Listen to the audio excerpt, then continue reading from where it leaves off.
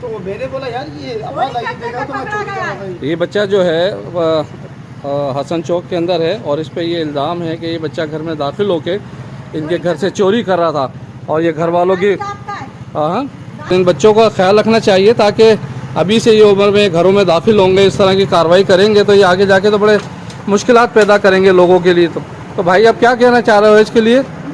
भाई इसके अंदर यही कि यार इसके दिया जाए, इनके बड़े पता नहीं किससे भेजा है घर के अंदर, और ये पता नहीं लेके चले जाता, अगर मैं कुछ करता तो पैसे निकाल अंदर से पकड़ा है आपने? घर के अंदर कमरे के अंदर, कमरे में घुस गया, मैं दूसरे कमरे के अंदर था, बच्चे कोई थे ही नहीं।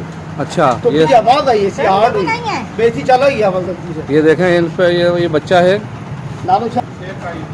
हाँ? शेख ना है ये मिरानी चाहिए तो क्या नाला पुट तुझो दद्दू केरा पाण शेख काथे बैठवा काथे बैठवा भूसा लाइन पे ये बच्चा रहता है।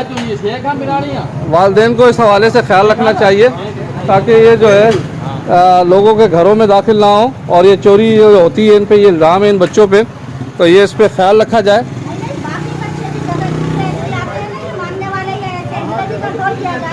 हाँ जी हाँ, तो यही